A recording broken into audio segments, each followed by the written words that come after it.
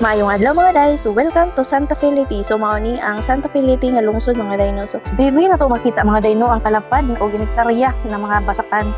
So mao ni kasagaran pangita nila diri mga day ang pagbasak. So dili jud nita diri mga pasmo.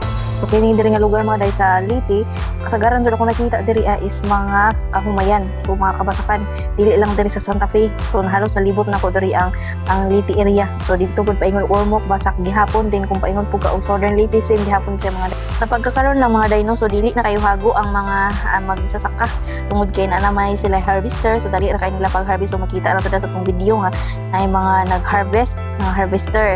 So dili na ingon para sa una nga mano-mano, kailangan jud nimo magdala kag garab dito. So kani siya is easy na kayo din naapoy mo hakot na gikan sa ilang basak paingon sa kalsada. Din kining area mga day is highway lang, so dali ra kayo nila pag-transport sa ilahang mga product.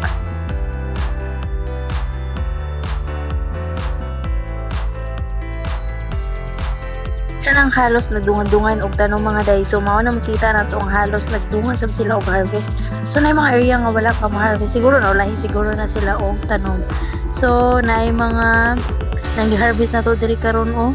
So grabe ang ilahang palayan diri makita na to nga nagloud-loud siya mga day. As in mga inektarya siya diri. So hayahay kayo ang mga mga basak.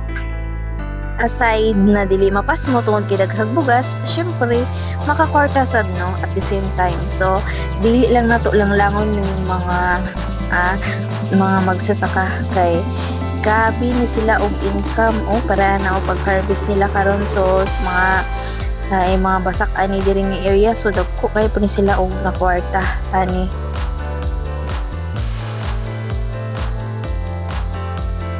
Di sa mga kauban nga taga diri Santa Fe no, so pwede di ipog kanila mopalit o diri og mga humay, tapos ikaw na magbulad, tapos ikaw na magpagaling. Syempre mababa na ang presyo kay ikaw pa may magpagaling din ikaw pa magbulad. So kung kisa tong ganahan na sila mamaligya diri nga taga diri sa ila, so gamit gihapon sa ila ang kabaw o kay mao may naghakot-hakot. So na mga area nga wala pa mo-harvest, siguro hilaw-hilaw pa.